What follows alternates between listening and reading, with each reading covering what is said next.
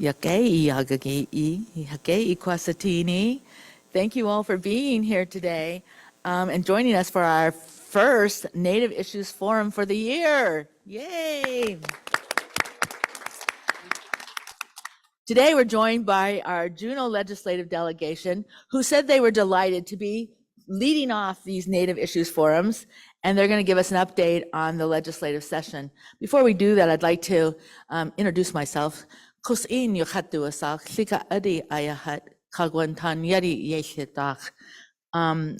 English name is Jackie Peda, and I'm the first vice president for Tlingit and Haida Central Council. I'd also like to make sure that we welcome and note that President Peterson is here with us today.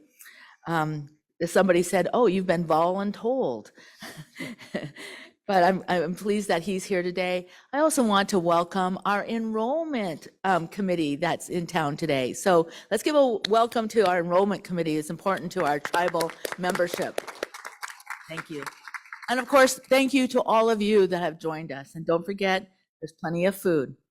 I want to thank, before I jump into our guests, I just want to take a moment to acknowledge our sponsors and our co-sponsors, Sea Alaska Corporation, Smokehouse Catering, who gives us these lovely luncheons, Sacred Grounds, and the Elizabeth Pradovich Hall, all separate entities of Central Council. Thank you. All right, so now we're ready to go. So we have with us today Senator Keel, Representative Hanna, and Representative Story, and we want to thank you for your public service and for joining us today. As we begin, I'd like you to start by introducing yourself. So we'll go down the roll, starting here with you, Senator Keel. Well, thank you so much, and thank you everyone for being here.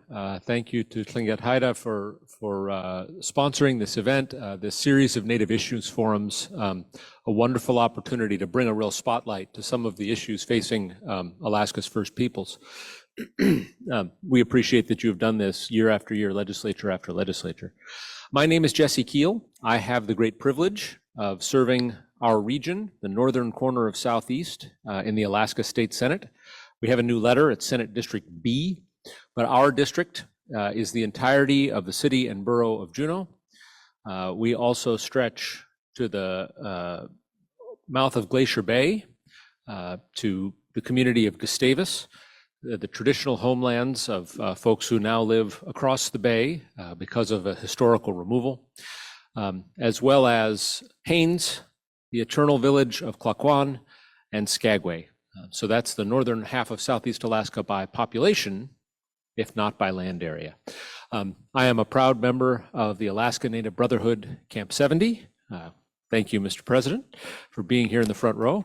And it's a pleasure to be here with you today. I have the honor and the joy of serving with the best House delegation in the Alaska State Legislature, and I'll let them introduce themselves now.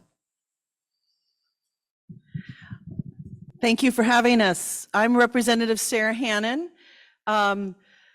We started together, Representative Story and Senator Keel and I all ran in 2018 for the first time. So we've been together as elected officials from our first day of swearing in. And it's a little unusual, apparently, across the state to have a unified delegation where they all like each other, they go to the same events, they work cooperatively. But for us, it is how we function, it's how our communities function. Because of redistricting, I used to have downtown Juneau and Lemon Creek, and then these outlying our neighboring communities to Gustavus and Haines. Through redistricting, I now am just in Juneau, but if you live on Douglas Island or anywhere, Thane to the airport, and then the very front election precinct in the Mendenhall Valley, so James Boulevard, Skywood, to Stephen Richards, but not across Riverside and not the Loop Road. So it's kind of a funny thing to describe because it's not a distinct neighborhood, but just the very front because of the population distribution.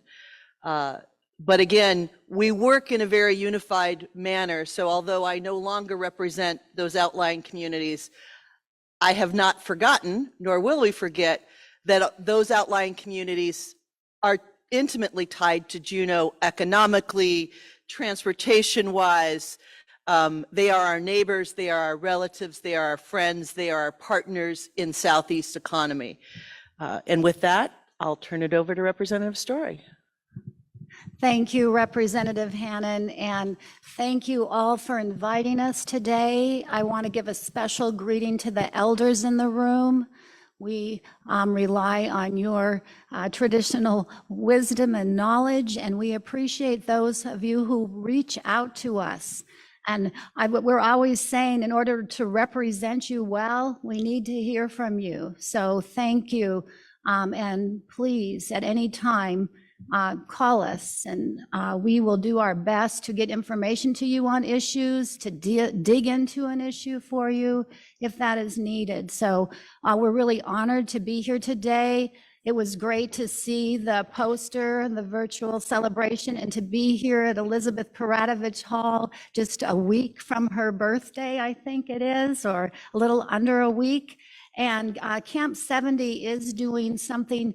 The Juneau delegation sponsored Elizabeth Paratovich citation, and we're going to be presenting it to Camp 70 at the museum on the 16th, Thursday, on her not her birthday, but on her day, at 11. And so if anyone is able to come and join us, I believe some of the school children have entered into a competition writing about Elizabeth Paratovich and what she's meant to them.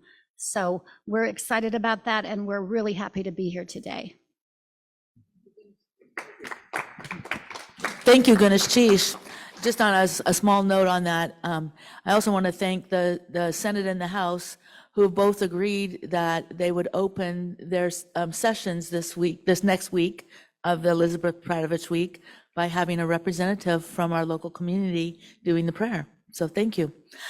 I have asked each one of them. Okay, I've asked each one of them to talk about some key issues to them that they'd like to share. And while they're doing that, just think about questions that you may want to ask them. And those of you that are online or watching virtually know that you can always submit your questions through the chat, and we'll be able to see them.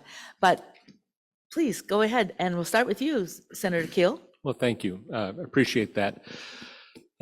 I'm going to start actually with a couple of big issues that are not directly tied to the business of the legislature right now, but they are major issues, I think, facing the state of Alaska and Alaska's tribal citizens, Alaska Native people throughout our state. To no one's surprise, these things overlap with all Alaskans.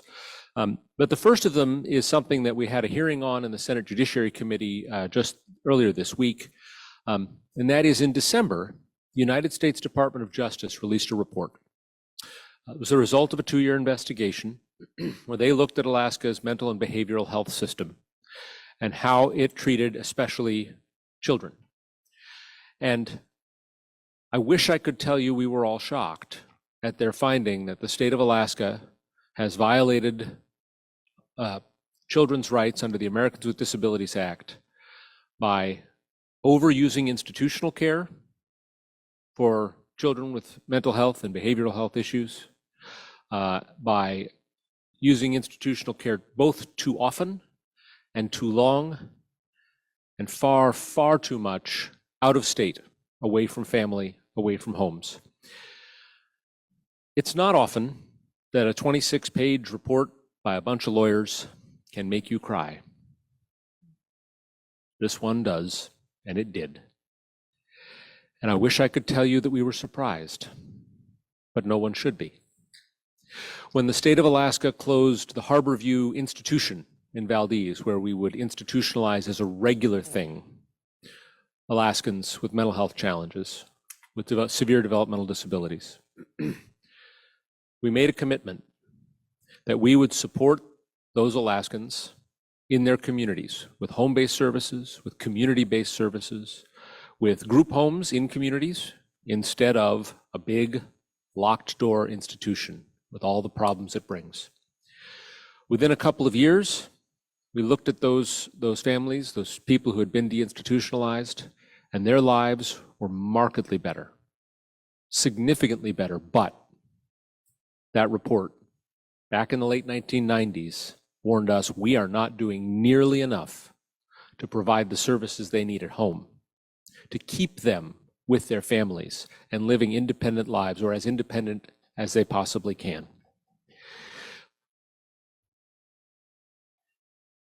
And since then, what have we done? Well, not nearly enough. At our Judiciary Committee hearing yesterday, actually, earlier this week, we had the Department of Health and the Department of Family and Community Services talking about the new effort, the new work to bring about more supportive homes and communities, to bring online more providers in Alaska, at least in hub communities. They're not even to the point of villages yet, and to bring children who are institutionalized out of state home to Alaska. If that sounds a little bit familiar, it's because they described almost perfectly what was called the Bring the Kids Home initiative that the state of Alaska undertook from about 2004 to 2013. And do you know how many fewer kids we have institutionalized outside now than we did then? It's a negative number. We have more. We have gone backwards. There isn't an easy answer to this. There are a couple of tools we can use, but we have been, for decades, failing these children, and no one in this room, I'm sorry to say, is going to be surprised when I tell you that the report lays out by numbers just how disproportionately often those children are Alaska Native. It's a failure. It's a compound failure. It's a multi-generational failure. And I want to be very clear. I'm not blaming this governor or the executive branch. It is a failure of Alaska state government as a whole, and that includes the legislative branch. So one of the things we will do this year is bring a new focus to building this out, our system of care in our communities. This is going to take a while, but we will get nowhere. We will go backwards again where we absolutely cannot and must not if we don't work on it in a concerted way.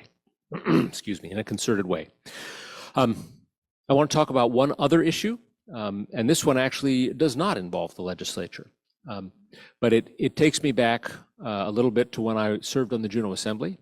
And I would like to note we have two former Juneau Assembly members here in the room, Rob Edwardson and Lauren Jones. Thank you both for joining us. Several years ago, Tlingit and Haida applied to the federal government to put parcels of land into trust with the federal government. And there was a buzz. There was a swirl of activity. What did this mean? What could this mean? What could it imply? Is this a good idea? Is it bad? We worked on the assembly with the tribe to figure those things out. And I'll come back to that in just a moment, because a few months ago, the tribe signed the deed in conjunction with the United States Department of Interior to put the first parcel into trust.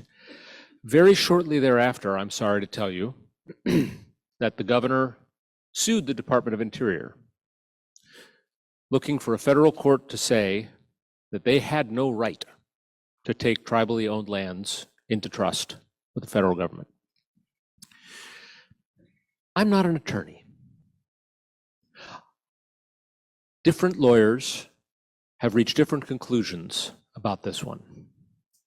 But I have to tell you, there was no reason, there was no need to file that lawsuit. There is nothing to fear here.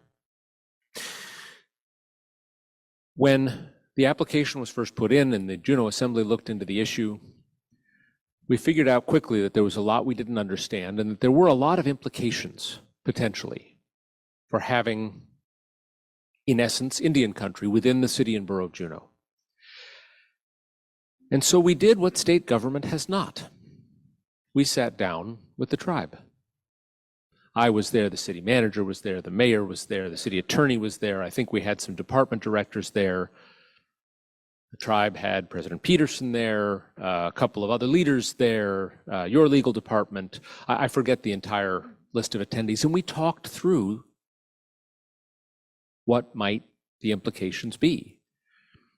Did the tribe plan to stand up its own police department? Well, no, not for a piece of land this big. So you'd like JPD to respond? Yes, okay. Let's figure that out. How about fire protection? If in future more land goes into trust and people live there, where will their children go to school? And we talked through all these issues. We worked out the bones of an agreement for who would provide the services, how money might flow,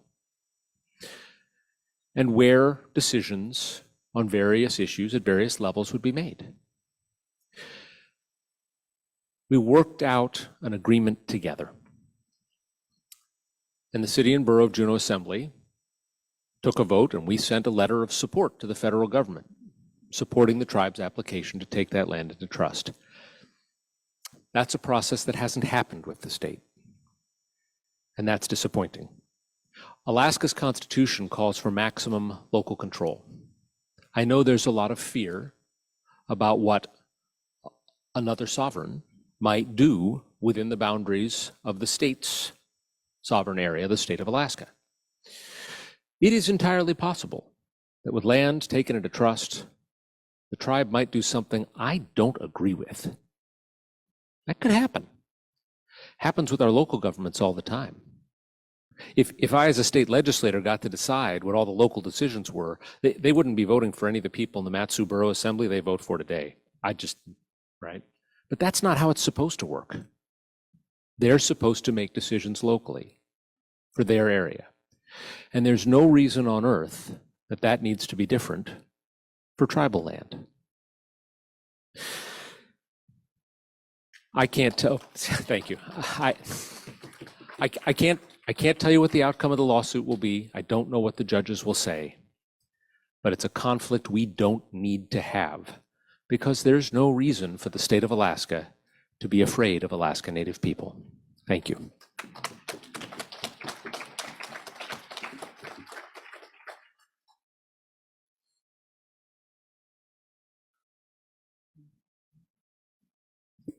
I don't have fingernails, so pulling that tag, I got to look at it. I'm going to segue a little bit off of that. That lawsuit was filed by the administration, and the soundbite that the executive branch is using is statehood defense. And there's about 12 pieces of current litigation where the Dunleavy administration has decided to sue the federal government in a variety of courts over a variety of reasons. And I'm this year serving in the minority, but on the finance committee. And litigations against the federal government are expected to be expensive and multi-year.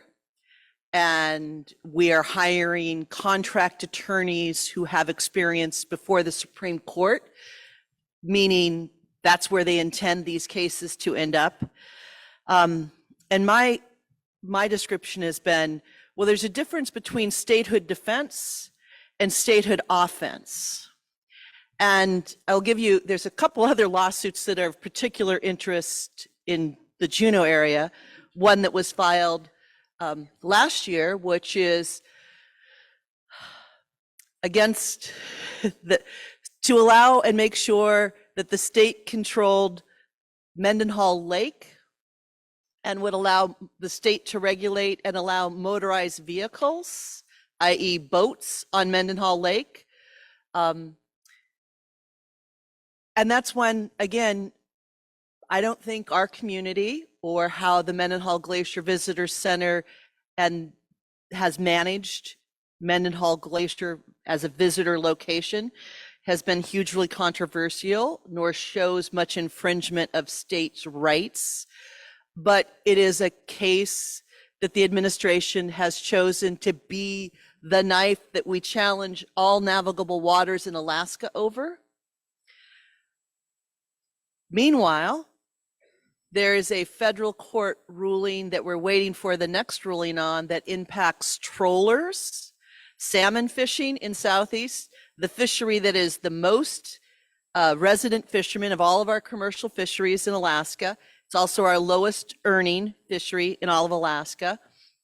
And the state has not joined in the litigation in which right now the Alaska Salmon Multi-State Treaty has been suspended, and the court has ruled that no king salmon can be commercially caught in Alaska.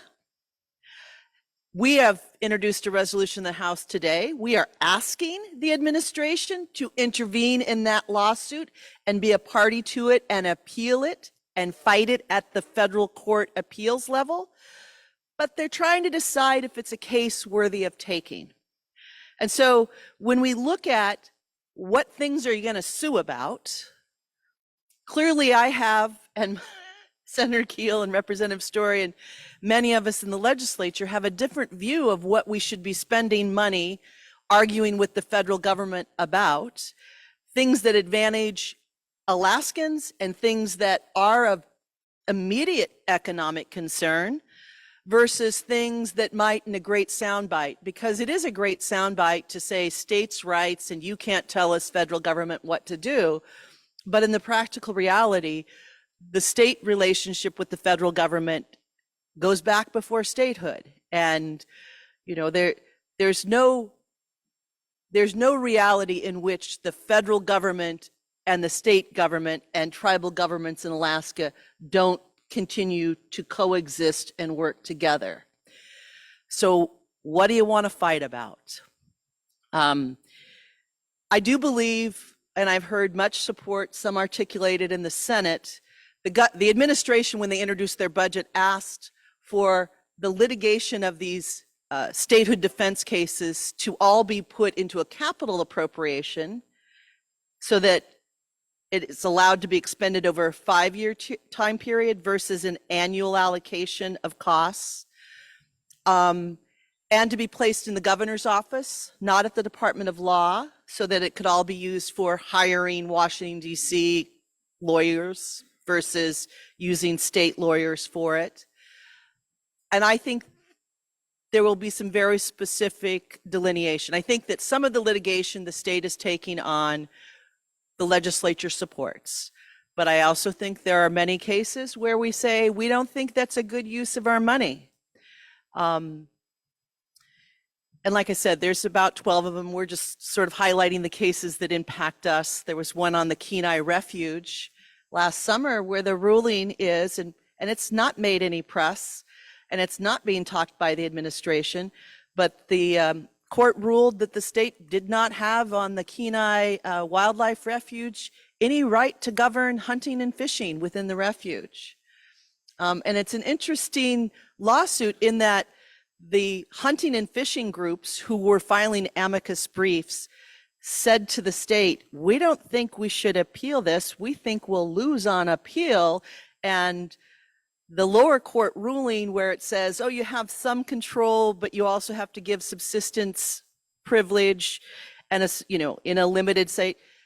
But the state said, no, we're appealing it, and then lost wholly on appeal and that court ruling said the state does not have the right to regulate hunting and fishing on any land in Alaska.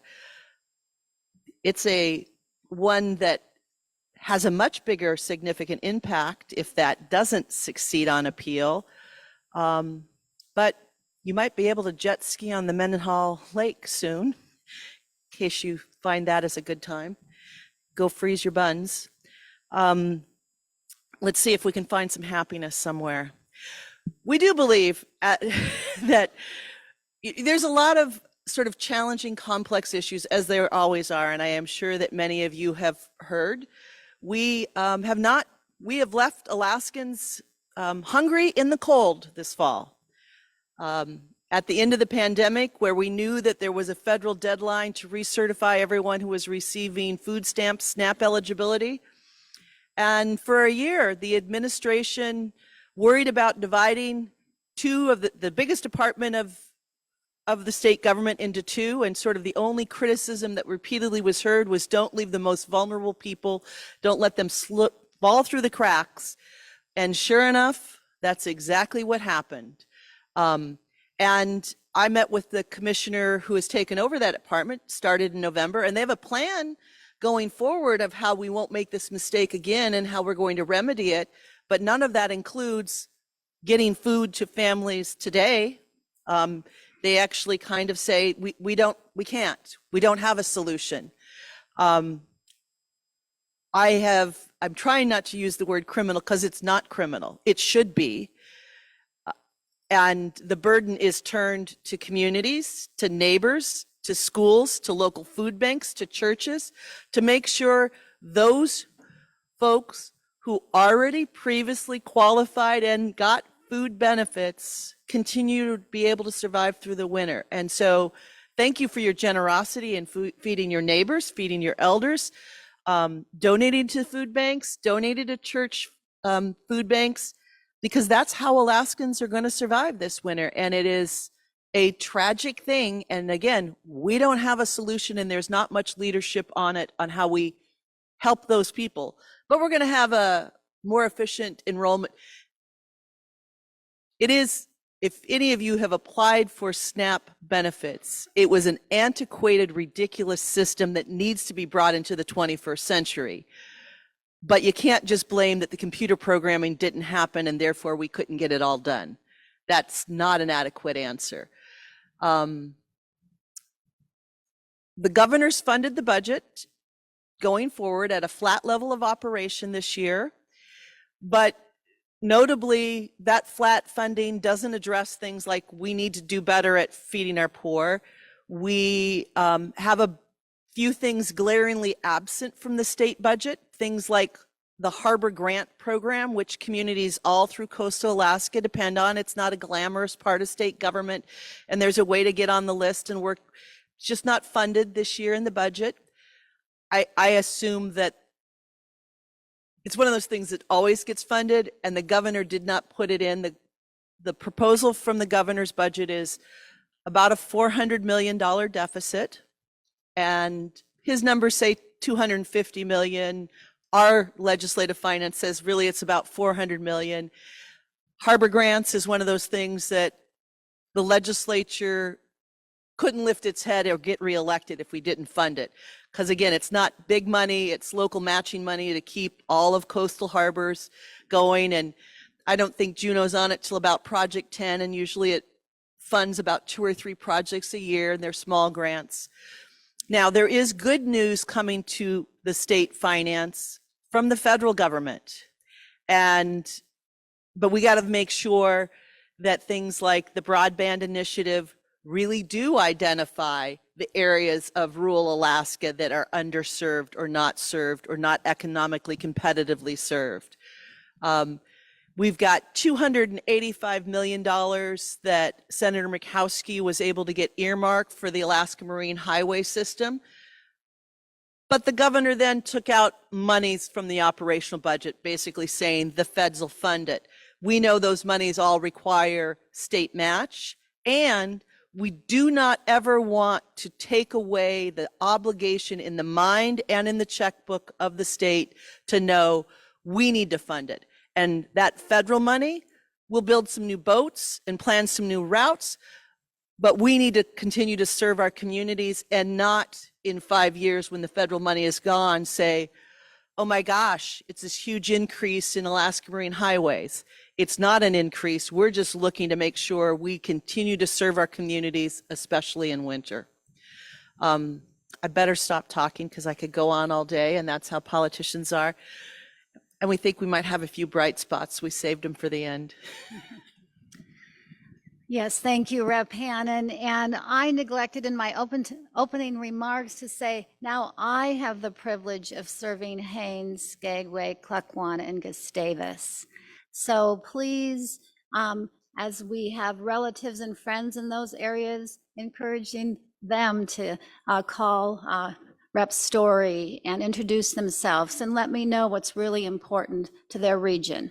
Having said that, and having made some trips there, I hands down, what's important to the region is ferries, ferries, ferries. And Rev. Hannon talked about the wonderful infusion that our federal delegation got for ferries. And I'm excited that there's money, $8 million for designing a new Alaskan mainliner. We so need to have more vessels to run these routes and our highways that are so important. And there is significant amount of money for upgrading our current ferries, the Columbia, all of our ferries that have been serving us well. And we desperately need to make sure and hear from people to talk to the governor, to the Senate, to the House, that yes, we want to match the state match for the federal dollars. It's a significant amount of money, and we're going to be working hard to make sure that it is in the budget.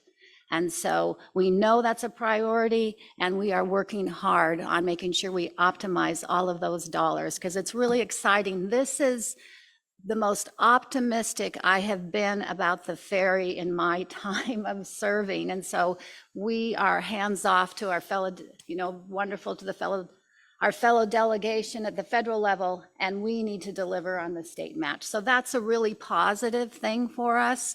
Another really positive thing is, and I know there are so many, you guys know how our children, as David Katzik would say, are our most precious resource. And the state has not been acting like that, in my opinion, for several years. We have flat funded education since 2017, and we have put our communities, our schools in a really hard place. And now they've been hit with COVID, hit with inflation. We are really seeing the momentum build at the Capitol for increasing the money per student. The Senate came out with their bill, Senate 52, to increase it $1,000 per student. That's $253 million. That's a significant investment. One person who testified said it's a significant investment, but what are we going to prioritize in our state when we're funding? And shouldn't it be our children? And that is so critical. Representative Ortiz just submitted a bill 2 days ago, increasing it $1,250. We've been listening to families, school boards coming in saying, yes, you need to keep up with these fixed costs, our fuel costs, our insurance costs. In the Juneau district alone, insurance went up $800,000 for their property insurance in 1 year. That's like 8 teachers. Our Juneau district has a $4.7 million deficit in their budgets, which is going to really impact our children. And we're not alone across the state. So what I want to say is there is a lot of momentum up at the Capitol to do something, to give some more amount of money. But there are people who are not there up in the Capitol. And so I think it's really important that the public certainly weigh in on this and be talking to your friends and neighbors around our region and the state. And if they are seeing what we've been hearing, making sure that they're contacting their representatives, because there's momentum, but people, you in this room have a lot of power, and our children need us to stand up behind them, in my opinion, because I've been up there and fighting for this for a long time, and we need, like the waves of the ocean, keep coming up and saying, yes, this is important and a priority, because there are a lot of priorities. And as we said, the budget has a deficit in it right now. I know getting the match for the state funding for the ferries, that is a significant amount of money that we need. And we hear about housing and how much we need to provide housing for our VPSOs, housing for our teachers, troopers. There are some things that are missing. We've done 5 million, but it needs to be significantly more in housing grants. This will help keep our employees, our staff, our caretakers in our regions and in our communities. So I think we've talked enough. We are certainly open to questions. And once again, we appreciate your involvement. Thank you. You definitely have your work cut out for you. And as people online were chatting and sending them some messages, you know, some of the things really resonated, as you would well imagine, the issues around the mental health of our youth and what is happening and what's going to happen to be able to address that. Of course, the support for the match of the ferries is key to everybody in Southeast. And you know, the youth in the education is critical to all of us that are parents, grandparents, or just aunts and uncles. I want to open it up to the room today to see if there's other questions that we have in here. And President Peterson, I would give the floor to you to ask the first question, and then I'll go to Marcelo. Thank you. First of all, I want to thank the three of you for being here. I'm quite pleased to feel so much in alignment with our representation. I'm sure others will disagree or agree with that, but it is warming to hear. So last year we saw a bill get passed and signed that had state recognition of the 229 tribes in Alaska. So far we've seen no action from our administration on anything coming out of that. I would implore, and I know this is an administrative thing, but I would hope our legislature would push for having a tribal affairs office. We are seeing a few more tribal liaisons pop up here and there, but we think it needs to be a uniform effort. And it wasn't lost on me that in the last session, we saw this bill pass, and yet on the first day of the 33rd legislature, our governor filed suit against the federal government for land into trust.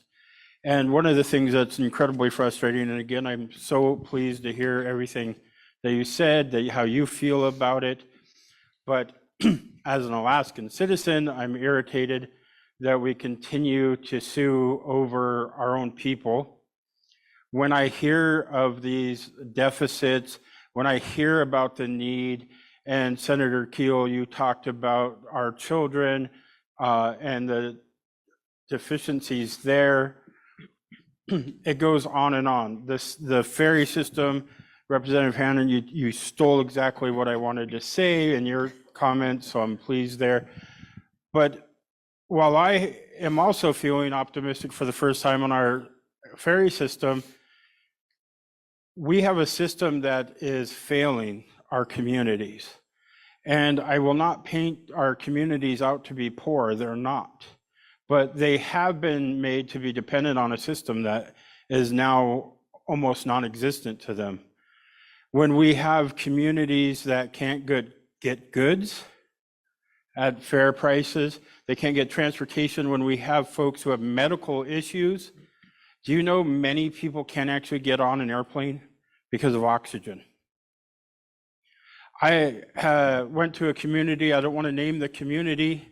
If you come and ask me, I'll tell you. But we were in one of our villages this last year, and the comments to us, the tribe who does not operate the system, was, we had 7 deaths this year. We can't get the people to the mortuary in Juneau. And when we can't get them back. That's deplorable. That's inhumane. We're supposed to live in the greatest country. I believe we live in the greatest state, not because of our state government, because I have over 10,000 years here in my lineage.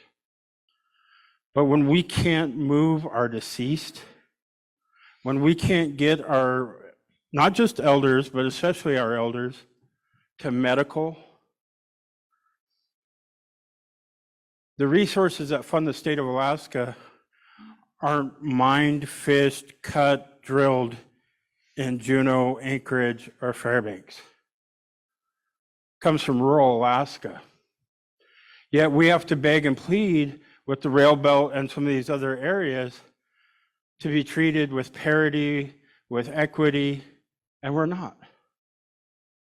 And it's incredibly frustrating to see, and I thank the senator for recounting the experience where CBJ and the tribe came together and we talked about these things, because that's exactly what I've said to the news.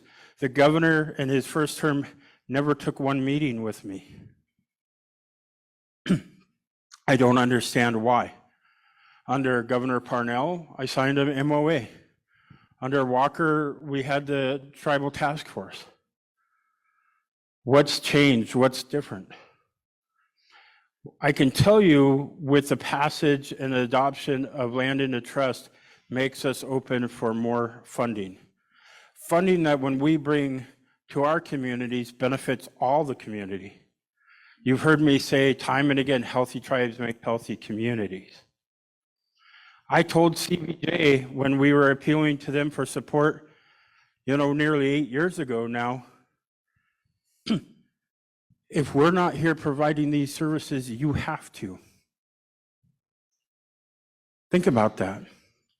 When we talk about racial and social injustices and inequities in our education system, I no longer want to support a system that's designed to destroy us. I want to build our own. We can do that. We will do that. But we bring funding into this state that can improve public safety. When you talk about behavioral health, when you talk about addiction, how many treatment centers are in Southeast Alaska? We're in a crisis right now. I had a school board member, a friend of mine, reach out to me last night and say, name a student that just died of an overdose. A coworker's friend died of an overdose. How many of us know these people? I'm thankful to see the drug bust and fentanyl, the methamphetamine, opioids. But we, if we work together, can build these systems. We can build treatment centers. The fact that this administration wants to sue, do they not realize they're blocking those opportunities? Billions with a B have been left off the table because of the no land of trust. We can change that. There are tribes and municipalities and state governments that work in cooperation throughout the country. 229 of the 574 tribes in this country are right here. If you live in rural Alaska and you can flush your toilet, if you have a clinic, if you have running water, thank your tribe. It wasn't the state that built it. This short-sightedness is going to cost us all. And we're going to fight it vehemently. We will never surrender our sovereignty. Whether you have land or trust or not does not mean you don't have tribes. So I appreciate you folks immensely. But, we have, and I was really excited to see the Tribal Affairs Committee come back in the House. Where's the senator? I think when I was a mayor in the village of Kisan, I was also the tribal president. And most of my meetings were really the tribe, but I wore my mayor hat because you couldn't even hardly whisper the word tribe in the halls up there. And now we can, and it's because of these committees, it's because of these relationships, it's because folks like you have engaged and learned about what tribes mean for Alaska. But we need your peers to do that, and we certainly need our governor to do that. But again, I say Gunalchéesh, Háw'aa to you for being here, and anything that Tlingit can do to support, educate, participate. You have Douglas Indian Association right here. You have others throughout Southeast Alaska, other tribes that can share these same sentiments and have real information to impart.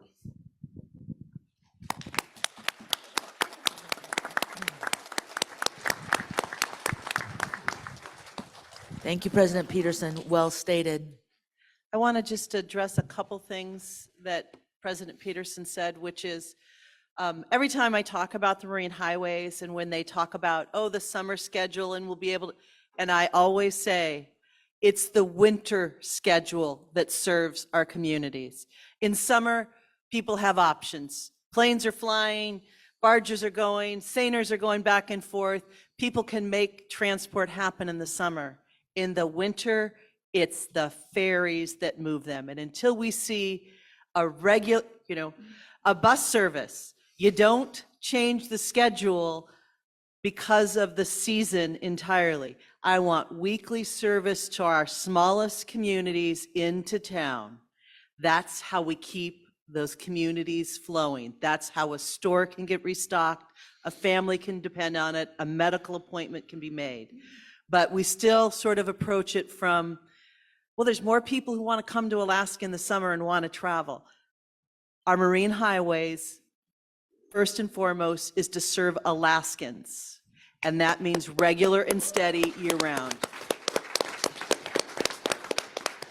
Secondly, I want you to meet, if you have not met, look him up, the youngest member of the House of Representatives.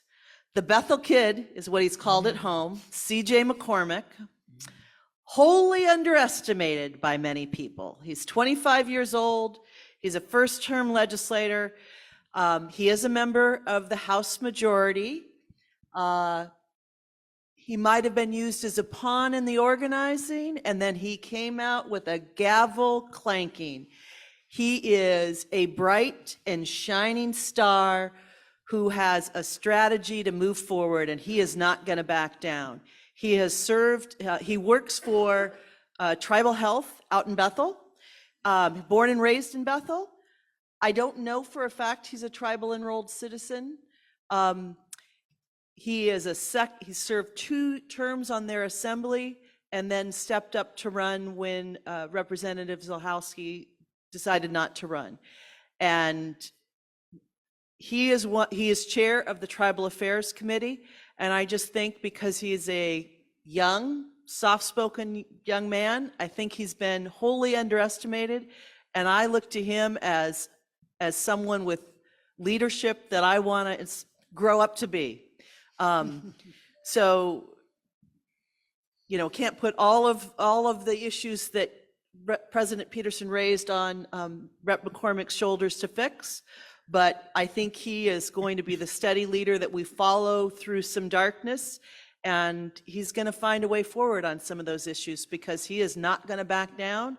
And although some of the far more experienced members thought he was a pawn, he is not. He is a king on the chessboard. Representative Story, you wanted to say something, and then I'm going to go to Marcelo. I just wanted to point out that in the $285 million that Murkowski got for ferries, $44 million is to go to our rural areas for seasonal service. So that is also winter seasonal service. So just wanted to add that. Thank you. Marcelo. Thank you very much, Jackie. First of all, I'd like to say thank you, people, for being here. And maybe what I have to say today is not directly related to you, but you're our first line of communication with our government. And so I hope that you'll take it in that manner. One of the first things I recognized when you were first talking about king salmon, I'm old enough to have been around here and watched the government, fail us twice already in our fisheries, and it's really ridiculous in that when they kind of take a look and say, well, we're going to shut this down, if you want to shut it down, what do the local people do? I mean, you have our villages who can, they have to have that to live on, and us. If I only have fish myself all year long, I'm going to have a lot of problem. I'm going to go find someplace else to live, I guess, probably, but that's ridiculous to even think that they would take that effort and say, okay, do what you can to make sure that we have fish around here.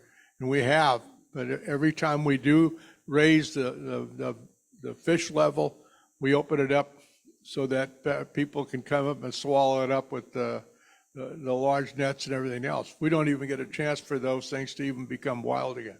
So I think that's a major problem. Another one I think is really is that we haven't looked at the sea otter problems that we have. The sea otters that are coming in from the Pacific that are coming all the way down into are getting into our clams, cockles, you know, sea urchins, crab, you know. Those are lifelines for all the villages and for all of us here. For all of us who live here in Alaska, we don't expect to be living on steak every day. I mean, those other things are very stifled, you know, we need them today, you know. So I really think that those have to be taken into consideration when you sit down and listen to what the state is trying to do with the different laws. Those are things that need to be considered. And I hope that, you know, this plea really gets through to you people. I think another thing is that the ferry system we're talking about. The ferry system actually is, I'm glad to see they're getting money. But one of the major things that they never have done, and I retired from ferry system, is they never put out a schedule and kept to it. You know, when you talked about people, you know, they said the two places that really raised money to keep money in the budget was Haynes and the one coming from Bellingham, except, you know, they never kept a schedule, so those people quit using it. I mean, I could tell you, when I was on there, we brought up people, 700-800 people out of Bellingham to Juneau. They don't have that kind of loads anymore, and it's because, you know, by the time you get a ferry schedule for the summer, it's July. So those are things that you guys have control over, and I think that needs to happen, okay? And that's thing. And the third thing that I really am concerned about right now is the veteran lands. The veteran lands that we have that our Senator Sullivan says he's working them out. That's great. I'm glad they worked on it. But there's a few issues in there that, you know, need to be taken care of. One is that it's a very slow process for us. I am a vet. You know, my brother here is a vet. You know, you try to get lands around here, you know, it may be years before they finally get it to you. You know, hey, I'm well over 80, you know, and I may not be around by the time they, you know, they decide to give it to me, right? So I think that's a real consideration. The other thing is that the lands that they asked us to choose from, it is absolutely ridiculous. All of us in Southeast Alaska are asked to go out and get lands that may be from Bethel to wherever. We have no idea of what it is or how, you know, what benefit is it to us? You know, I mean, there's nothing. Right now, basically, we also have the parameters they give it to you really, all right, you have no subsurface rights on these things. So if I'm choosing a piece of land that I don't know where in a Sam hell it is, what benefit is it to me? It's probably off the road. It may be on a mountaintop. There's probably no water. Yeah, these are the things that they're walking up and down with a flag saying, "Look at what we've done for you." Well, what have they done? All of Southeast right now, basically, when they first put this in, and it was what, 50, 60 years ago, Roy, that they said that this land was going to be distributed while we were in a service, and this is what's left? That's ridiculous. I mean, the federal government owns 90% of the land in the state of Alaska, and they said they don't have any land for us to choose from. Yeah. So I hope that, right, that this, the message I have has gotten through to you and that you are first line, and I appreciate your time. Thank you. I'm going to see if we have other questions before I get any last comments from you guys. Yes, Fran. So if we can get Fran the mic. And I know Marcelo brought up a number of things that are at the federal level versus the state level. But every time we can have an advocate in our corner, that really helps us get there. But Fran. Yes, thank you very much for allowing me to make a few comments and some questions. I like to say thank you to Senator Keel, Representatives Hannan and Story. You're there, you're listening to all of us, which is fantastic. I know that I had a conversation with two of you, Representatives Hannan and Story, about the ferry system. And that it's a huge, huge issue. Who are we accommodating? We're accommodating the tourists during the summer months, not our people here in Southeast. So we have these new ferries that were started off to be used. Where are they? They're sitting at dry dock. It doesn't make sense. They don't run. And you can't tell me it's just sitting there free. It costs money. So why is that? You have these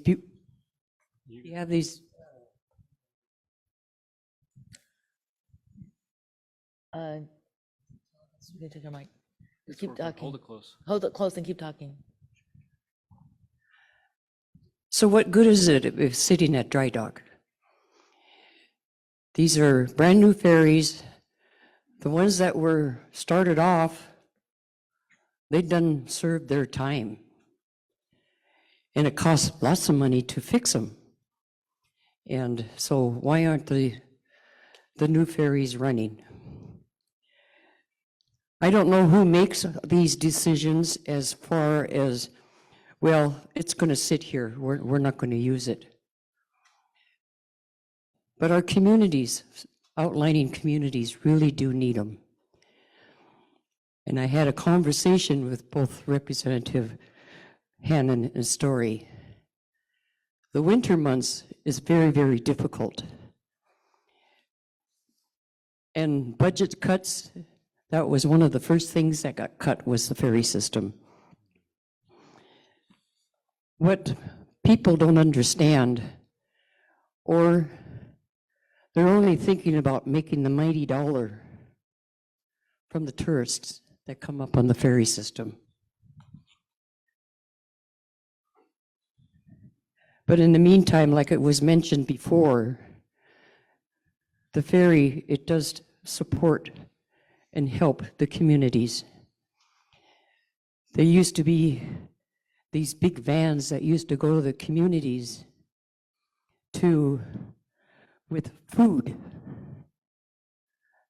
for the communities. And these communities have small stores. And We can hear you. I've seen that some of these pictures of some of these stores in the communities, nothing on the shelves. I've also heard that some of our fishermen and seiners,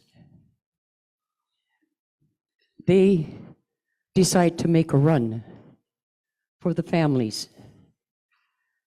And that's coming out of their time. They're supporting the families to go grocery shopping here at Costco. So it's very, very difficult. And yes, we did get slammed with a lot of budget cuts, which is hurting each and every one of us. Education, the ferry system, public assistance, you name it. Those are the ones that is helping us. And those were the first ones to be cut. So it doesn't make sense to me. And I just wanted to, one more thing I wanted to say about the ferry system. And this is the one I do not understand. My question is, why are they going to build a new ferry terminal out at the end of the road, Cascade Point? That's going to cost billions of dollars to do that. And the only reason why is less hours for that ferry to run. And that's a day trip, but it doesn't make sense to me. The ferry terminal out at Háw'aa, they spent a lot of money on that. What's going to happen to that? To me, it's in pretty good shape. It can handle these ships coming in. but has anybody ever thought about going that many miles out to the end of the road to catch a ferry? And that's accommodating the northern communities because of tourism. So that's, I just don't understand it. With all that money that they're using on this ferry terminal out at the end of the road, they can get new ferries to run. So thank you so much, but these are some of my concerns. There's a lot more, but this one to me is very, very important. Gunalchéesh. Thank you, Fran. Yeah, I'll take one more comment. We're a little over time, but that's all right. We'll take one more comment. And while you're getting the mic, I do want to say that everybody who's given comments online in the chat, you will get a response from your questions will be answered. So if we want to go ahead with our next commenter. Go ahead. My name is Stephanie Rainwater, and I've been hearing about the Alaska Marine Highway ferry system for years and years and years. That ferry system was put together to bring our communities together so we can have access from community to community, so we could have supplies in our smaller communities. Our children can go to other school functions. So what have we done with the ferry system? I think the ferry system has been an issue for years for lack of funding and lack of support. Lack of support from the powers to be, and lack of funding because there just isn't enough funding. But I think that the powers to be up there should think about what is happening right now when in the small communities, especially when there was no way to get in and out of the communities. And we relied so often on the ferry system to get in and out. During the winter time, our people were able to go from community to community to go to functions that were happening. Now we're taking the Alaska Marine Highway and saving money by cutting a budget, cutting the budget, cutting the budget. The ships are sitting out there, and what are they doing? What are we going to do? And we're going to just let the ferry system go? I think that the powers to be need to sit down with the powers to be in each community in Southeast Alaska and talk about what is the best route to go. I worked on that ferry system 20 years, and I watched people come and go from all the communities. And that's what we wanted to see.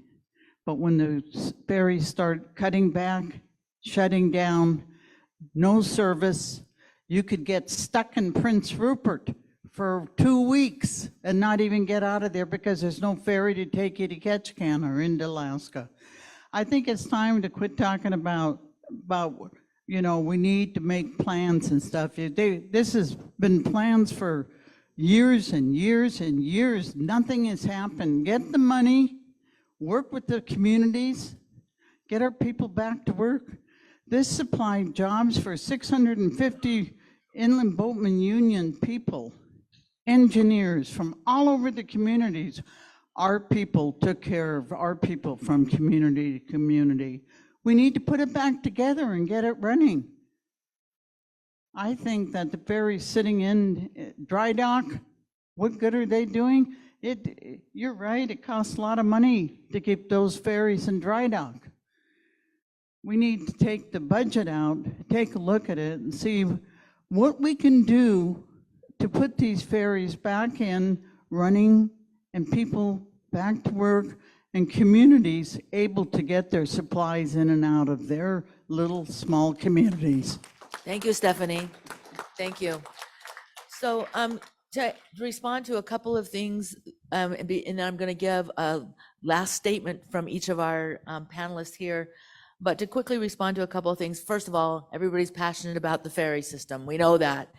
I wanted to note that a couple things that Marcelo brought out and some folks online brought out, that the tribe is doing some things about Marine Mammal Protection Act. We're trying to deal with the sea otter issues in the federal, change the federal guidelines for the Marine Mammal Protection Act. We're working on the veterans' lands and been trying to work with our congressional delegation to address those. The SNAP issue is something that came up at our Juneau Community Council last night too. A great concern. I'm glad that it was brought out. We know that this weekend, I think that there's a food drive that the unions are promoting. I noticed that one of our commenters on the chat said that we should get the communities to go out for traditional foods to help address those issues. Central Council has put together a native foods, traditional foods effort as we're moving forward. And so you'll hear more about some of the work that we're doing with our community food efforts. So now I'd like to just turn it over to each of you to give some closing comments before we adjourn here today. Reverse order, you want to start, Andy? Yeah, that's great. Thanks, Andy. Thank you again so much, and thank you for delivering your comments and concerns to us. It really helps us go back up into the hill and really speak strongly, and so those comments are just critical, and please, like I said, get a hold of us anytime. I did want to make sure that I mentioned one of my staff that's here from my office, Miranda, if you could stand, please. Miranda Worrell works with me. She helps me on education issues and with constituent issues, so please, glad to have her here today with me. And then Seth Witten is also on my staff, so thank you for being here, Miranda.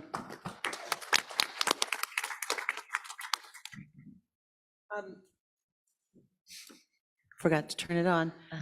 I have a staff with me today. I am so pleased to have in charge of my life, Hunter Meacham. And as I say, she has my credit card. She has my medical schedule. She keeps my schedule. She answers the phone. She has more control over my life than my husband ever would want. And I am so pleased to have her. She left and went away to America and got a master's degree at NYU.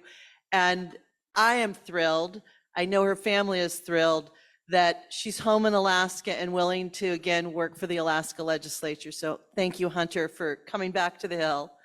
And she deserves that. I'm a lot to put up with. I